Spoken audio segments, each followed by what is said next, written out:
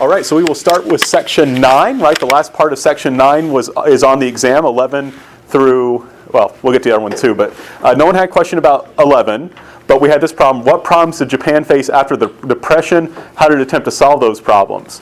So remember one thing, Japan before the Great Depression had becoming more Western, more democratic. It had been embracing those values.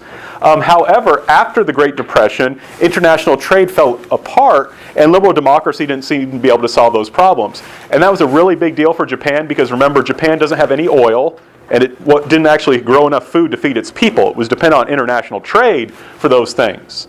So this really caused major problems for Japan, right? It was very insecure because it lacked access to these necessary resources. So it wanted to expand to get access to the resources that were now difficult to trade for. And also it was afraid of the growth of communism in the Soviet Union, and also the Chinese were becoming more unified. And if China was strong and unified, then Japan wouldn't be able to get resources from it, right? Japan wanted to weaken China so it could get its resources. Let's see. And so it's going to try and deal with those problems by looking to the military and to the emperor and seizing territory, right? You know, basically the Japanese idea is we can't get these resources by trading for them. We're just going to take territory so we can get them. So fairly simple. What was the Great Northern Expedition? Why was Chiang Kai-shek not as successful in developing China as Mexico was? So question 13. So remember, Sun Yat-sen dies in 1925, so the leadership of the Nationalist Party goes to this guy, Chiang Kai-shek. Notice he's dressed as a general, right? He was a general who had his own army, and he uses that army to unite much of China. Right, so that the Great Northern Expedition is Chiang Kai-shek's attempt to unify much of China. And he is largely successful in doing this, right? He manages to unite most of China. Most, not all, but he does a pretty good job of that. And in many ways, you can think of him, he was similar to Lazaro Cardenas, but, and his situation, I think, in China is very similar to Mexico, but it's not as successful as Mexico. I think there's two key reasons. One is Japan invades, and then he also faces a Chinese civil war because he's going to spend a lot of effort fighting the communists, right? There's communists who don't want him in charge in China. So he has to fight an internal war and defend his country from external enemies while trying to develop, and it doesn't work that well. 14, how did the Versailles Treaty treat China? How did Chinese people react to such treatment? The short answer is unfairly, right? The short answer is unfairly. The Versailles Treaty treated the Chinese very unfairly. Remember, and this is complicated, Germany had control of some of China's territory before World War I. During World War I, Japan seized that German-controlled Chinese territory. The Chinese thought it would be returned to them after World War I because they were on the side of the Allies, right? They said, we're on the side of the Allies. We should also be given, we should have our territory returned to us. And it wasn't returned to them, right? So the Chinese were very angry because what happened was the Allies basically gave Chinese territory to someone else, right? So imagine how upset Americans would be if Canada gave American territory to Mexico. And how weak we would be if they were able to do that. But that's what happened to China. So the Chinese felt very betrayed because they've been treated so unfairly. And that relates, we can contrast 14 with 15. Why did some Chinese people become interested in communism? How did the Soviet Union help Chinese communists? Well, so what happened, right? The Chinese are treated badly in the Versailles Treaty, but then the Soviet Union, when it takes power, when the communists take power in Russia and form the Soviet Union, they say to China, you know all those unequal treaties we had where we had special rights in China and you didn't have special rights in Russia? Those are gone. Let's make new treaties based on equality. And the Chinese were really shocked by this, right? You know, here was a country saying, hey, we're going to give you a better deal just because it's the right thing to do. And so what happened was some Chinese said, maybe we need to learn about this communism. Right, these liberal democracies are not respecting us. They're kind of being mean to us. They're bullying us. Maybe we should look at communism. Right? If communism makes the Soviet Union act in this way towards us, maybe it's a good idea.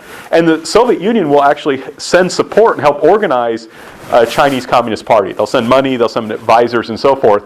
And Mao Zedong, who is in both the old terms list and the new terms list, he is going to help found the Communist Party and eventually become the leader of the Chinese Communist Party. Question. So that that puts that together. So China's treated unfairly by the capitalist liberal democracies, but more by the Soviet Union is going to be treated a bit better. So some Chinese people say, hey, let's start studying communism. Only one question 17. Why did the revolution of 1917 succeed while the revolution of 1905 fail? And notice we're talking about Russia, right? You can see from question 16 we're talking about Russia. What form of government did the revolution initially establish? And the answer is simple. During the Russo-Japanese War, there was an attempt to have a revolution in Russia. However, the Russian army stayed loyal to the government, to the Tsar, and put it down. Right? They called out the army, and the army put it down. However, in World War I, the Russian army was very unhappy because it was poorly led. They lost a lot of people. I always give that example. Remember, the Russian army was the army that they would have the soldiers attack, even if the soldiers didn't have guns. They'd say, just pick one up from your buddy. So this is the army's not doing very well. And so when in 1917 there was a revolution, the army turned against the government and supported the revolution. Right. So the key difference in 1905, the army stayed loyal and helped put down the revolution. In 1917, because it had been treated badly and been suffering all this war and chaos, it helped put the revolution down. So, and the revolution it initially establishes is a liberal democracy. It's not a communist revolution yet, right? The revolution of 1917 puts into power a republic. The communists will later overthrow it. What problems faced the Soviet Union? How did it attempt to overcome them? Well, if you look at the early years of the Soviet Union, first of all, one thing is, of course, the Civil War. Right? The one thing that they have is a major civil war that they have to deal with. But in addition to having this terrible civil war, they're going to lose 5 million lives in a famine. Right? There's going to be a famine that kills 5 million people. That's pretty bad. In 1921, their pre-war industrial capacity is only 20% of what it had been before World War I. So basically, you can think about it this way. If there were 100 factories in Russia before World War I, by 1921, there were only 20 factories. Right? So their industrial production went way, way, way, way down. Then in 1924, the leader of the revolution, who was a brilliant man, right, Vladimir Lenin, he will die. Right? He has a stroke. It's kind of shocking. He's only about 50, but he just dies. So the problem is that not only, we can't even in a sense talk about developing further, how do they recover from this? Right? How do they recover from this? Right? It's difficult not simply to develop, but how do you recover from this kind of devastation? And the man who's going to do this, who's going to lead this development, is this fellow Joseph Stalin. Right? Remember, he's the really scary guy. I gave you the example that they had to actually have I can't remember if it was a light or a buzzer. Maybe they changed it. But when people clapped for him in a speech, they had to alert people to tell them when it was okay to stop clapping, because no one wanted to be the first one to stop. So they would have like a buzzer that would buzz or a light that would shine, and then people knew it was okay to stop clapping because no one wanted to be the first one to stop. So he knew that, he said, we're in trouble. We have a lot of difficulties. How can we make the Soviet Union stronger so we can just be a more powerful country? We just got beat by Germany in a sense because we were so weak. They got tired and dropped out of the war. And how do we spread communism? And the answer, one idea that was kind of good was having a planned economy, right? This is going to hurt Russia later on, but in this early stage, having a planned economy is a really, really good idea. It helps them use their resources efficiently. And they have these 5-year plans where they say, okay, we want to have this much steel at the end of 5 years. How do we do that? Okay, we need to build these roads, we need to build these iron mines, so forth.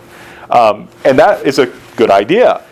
But a lot of the people who did the work, you'll remember, were slaves, right? They had these things called gulags, these prisons where you could be put in for very minor crimes and basically then be forced to do slave labor, right? And remember, there was the old woman who was put in one of these gulags because she expressed anti-government sentiments, which, as I said before, every American would be in jail at some point in their life for that. So that's how he's going to do it, and this is largely successful.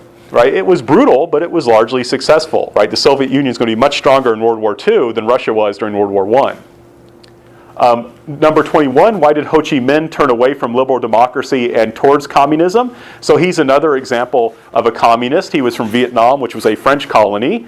And he went to the Versailles Treaty hoping that Vietnam would be able to get its independence. Remember, Woodrow Wilson was talking about the idea of self-determination of nations, that each nation that wanted to have its own state should have one. right? He had that kind of basic idea.